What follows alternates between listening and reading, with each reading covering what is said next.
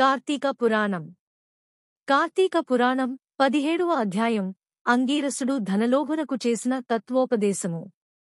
కార్తీక పురాణం హిందూ పురాణాలలో ఒక ప్రముఖమైనది. ఈ పురాణం ప్రధానంగా కార్తీక మాసంలో చేసే వ్రతాలు, పూజలు, దానాలు మొదలైన వాటి మహిమను వివరిస్తుంది. స్కంద పురాణము నందు వశిష్ఠ మహర్షి జనకునికి ఈ పురాణాన్ని వివరించారు.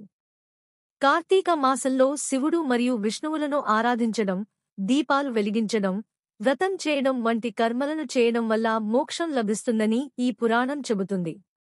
అంగీరసుడు ధనలోభునకు చేసిన తత్వోపదేశము క్లుప్తముగా. కార్తీక పురాణంలోని 17వ అధ్యాయం నందు అంగీరసుడు అనే మహర్షి ఒక ధనలోభికి తత్వజ్ఞానాన్ని బోధించిన కథను వివరిస్తుంది. ఈ కథలో ధనలోభి తనకున్న సందేహాలను అంగీరసుడి ముందు వ్యక్తం చేస్తాడు. ధనలోభి, నేను ఇంతవరకు ఈ దేహమే ఆత్మ అని భావించుచున్నాను. కాని అహం బ్రహ్మ అను వ్యాఖ్యార్థమును గురించి నాకు తెలియజేయండి అని అడుగుతాడు. దీనికి సమాధానంగా అంగీరసుడు, ఆత్మ అనేది శరీరాన్ని ఆవరించి ఉన్న చైతన్యం అని వివరిస్తారు. శరీరం జన్మించి, పెరుగుతుంది, క్షీణిస్తుంది మరియు చనిపోతుంది. కాని ఆత్మ మాత్రం నిరంతరం ఉన్నది. ఆత్మ అనేది సచ్చిదానంద స్వరూపం. అంగీరసుడు ఇనుము సూదిని ఉదాహరణగా చెప్పి, ఇనుము సూదిరాయిని అంటుకుని తిరుగుతున్నట్లుగా శరీరం ఆత్మను అనుసరిస్తుంది అని వివరిస్తారు. ఆత్మ అనేది శరీరాన్ని నియంత్రిస్తుంది. శరీరం లేకున్నా ఆత్మ ఉంటుంది. అంగీరసుడు తన ఉపదేశంలో ఆత్మ మరియు పరమాత్మల మధ్య ఉన్న సంబంధాన్ని వివరిస్తారు. ఆత్మ అనేది పరమాత్మ యొక్క ఒక అంశం. అంటే ఆత్మ మరియు పరమాత్మ ఒకటే. చివరగా అంగీరసుడు ధనలోభికి మంచి కర్మలు చేయాలని సలహా ఇస్తారు. మంచి కర్మలు చేయడం వల్ల మనం మోక్షాన్ని పొందవచ్చు అని చెబుతారు. కార్తీక పురాణం 17వ అధ్యాయము నందు ఈ క్రింది విధముగా అంగీరసుడు ధనలోభునకు చేసిన తత్వోపదేశము. ఓ మునిశ్రేష్ఠులారా! ఓ ధనలోభి! నీకు కలిగిన సంశయంబులకు సమాధానము చెప్పుచున్నాను. వినుము. కర్మ వలన ఆత్మకు దేహధారణము సంభవించుచున్నది. కావున శరీరోత్పత్తికి కర్మ కారణము అగుచున్నది. శరీరధారణము వలననే ఆత్మ కర్మను చేయును కనుక కర్మ చేయుటకు శరీరమే కారణము అగుచున్నది. స్థూల సూక్ష్మ శరీర సంబంధము వలన ఆత్మకు కర్మ సంబంధము కలుగునని పరమేశ్వరుడు పార్వతీదేవికి వివరించెను. దానిని మీకు నేను వివరించుచున్నాను. ఆత్మ అనగా ఈ శరీరమును అహంకారముగా ఆవరించి వ్యవహరించుచున్నది అని అంగీరసుడు చెప్పగా, ఓ మునీంద్ర! నేనింతవరకు ఈ దేహమే ఆత్మయని భావించుచుంటిని. కనుక ఇంకను వివరముగా చెప్పబడిన వాక్యార్థ జ్ఞానమునకు పాదార్థ జ్ఞానము కారణమగుచుండును.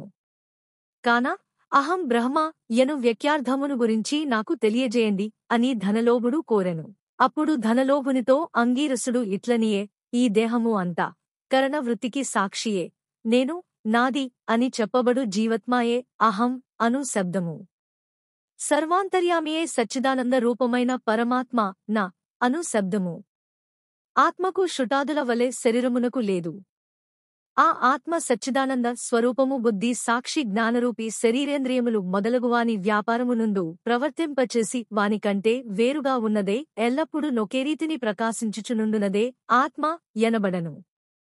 నేను అనునది శరీరేంద్రియాదులలో కూడా నామరూపంబుతో నుండి నశించునవియేగాక, ఇట్టి దేహమునకు జాగ్రత్స్వప్న సుషుప్త్యవస్థలు స్థూల సూక్ష్మాకార శరీరములను మూడింటి యందును నేను, నాది అని వ్యవహరించేదే ఆత్మేయని గ్రహించుకునుము.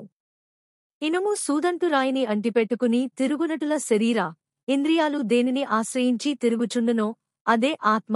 అట్లే అవి ఆత్మ వలన తమ పనిని చేయును. నిద్రలో శరీరేంద్రియాల సంబంధము లేక గాఢ నిద్రపోయి మేల్కొన్న తర్వాత నేను సుఖ నిద్రపోతిని, సుఖంగా ఉంది అనుకోనున్నదియే ఆత్మ. దీపము గాజు బుడ్డిలో ఉండి ఆ గాజును ప్రకాశింపజేయునట్లే ఆత్మ కూడా దేహేంద్రియాలను ప్రకాశింపచేయుచున్నది. ఆత్మ పరమాత్మ స్వరూపము అగుట వలన దానికి దారా పుత్రాదులు ఇష్టమగుచున్నారు. అట్టి విశేష ప్రేమాస్పదమగు వస్తువు ఎదో అదియే పరమాత్మ అని గ్రహింపుము. తత్వమసి మొదలైన వాక్యములందలి త్వం అను పదమునకు కించిత్ జ్ఞాత్వాది శశిష్టమందు జీవాత్మేని అర్థం. తట్ అను పదమునకు సర్వజ్ఞ దిగుణత్వ విశిష్టమైన సచ్చిదానంద స్వరూపమని అర్థము. తత్వమసి అనేది జీవాత్మ పరమాత్మల ఏకత్వమును బోధించును. ఈ రీతిగా సర్వజ్ఞత్వాది ధర్మములను వదిలివేయగా సచ్చిదానంద రూపము ఒక్కటియే నిలుచును. అదియే ఆత్మదేహ లక్షణములుండుట, జన్మించుట, పెరుగుట, క్షీణిచుట, చచ్చుట మొదలగు 6 భాగములు శరీరానికేగాని ఆత్మకు లేవు. జ్ఞానానంద స్వరూపమే పూర్ణత్వము గలది. వేదములలో దేనికి సర్వజ్ఞత్వము, ఉపదేశము, సంపూర్ణత్వము నిరూపించబడి ఉన్నదో అదియే ఆత్మ. ఒక కుండను జూచి అది మట్టితో చేసినదే అని ఏ విధముగా గ్రహింతుమో అటులనే ఒక దేహాంతర్యామి అగు జీవాత్మ పరమాత్మేని తెలుసుకునుము. జీవులచే కర్మ ఫలమును అనుభవింపజేసేవాడు పరమేశ్వరుడనియు జీవుల కర్మ ఫలమును భవింతురనియు తెలుసుకునుము. అందువలన మానవుడు గుణ సంపత్తుగలవాడై గురు శుశ్రూష నొనర్చి సంసార సంబంధమగు ఆశలన్నీ విడచి విముక్తి నొందవలయును. మంచి పనులు తలచిన చిత్తశుద్ధియు దానివలన భక్తిజ్ఞాన వైరాగ్యములు కలిగి ముక్తి పొందును. అందువలన సత్కర్మానుష్ఠానము చేయవలయును.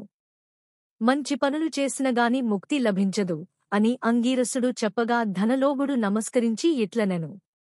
ఇట్లు స్కాంద పురాణాంతర్గత వశిష్ఠప్రోక్త కార్తీక మహాత్మ్య మందలి 17వ రోజు పారాయణ సమాప్తము.